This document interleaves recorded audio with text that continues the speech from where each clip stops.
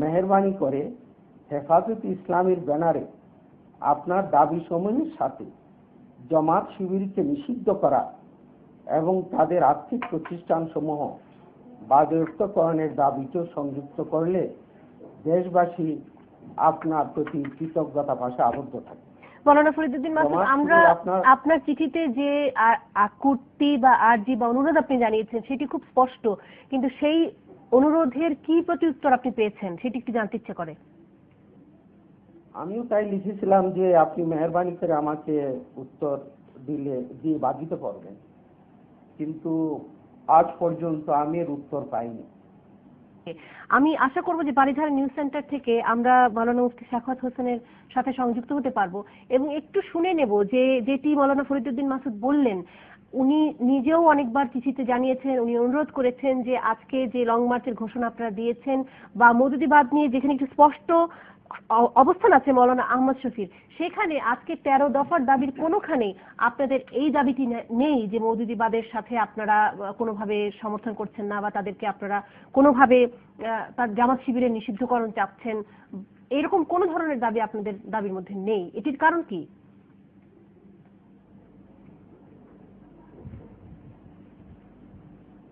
জি মৌলানা মুফতি সাখাওয়াত হোসেন। জি, শুনতে পাচ্ছি। আপনার কাছ থেকে ফরিদউদ্দীন মাসুদ সাহেব তার বক্তব্য আমি শুনেছি। তিনি আমাদের শ্রদ্ধাভাজন আলেমীদ্বীন আহমদ শফি সাহেবকে চিঠি লিখেছেন, তিনি চিঠির জবাব দেননি। আমি মনে করি আহমদ শফি সাহেব চিঠির জবাব না দিয়ে এদেশের লক্ষ কোটি আলেম এবং মুসলমানদের অন্তরের দাবিকে পূরণ করেছেন।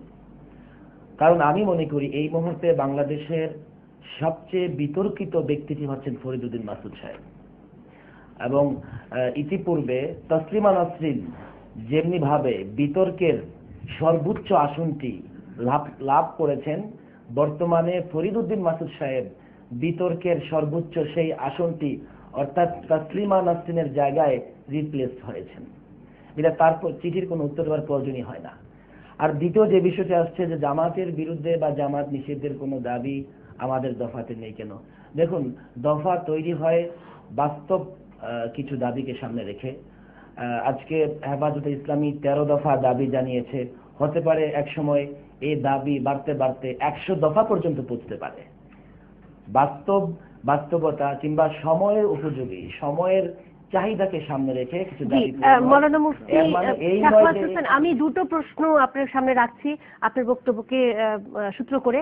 সেটি হলো, তার মানে আপনি বলছেন যে মাওলানা ফরিদউদ্দীন মাসুদ তিনি তসলিমা নাসরিনের মতন বিতর্কিত হয়ে উঠেছেন। তসলিমা নাসরিন বিতর্কিত হয়ে উঠেছিলেন নাস্তিক হিসেবে, আপনি কি তাহলে বলছেন যে তিনিও নাস্তিক?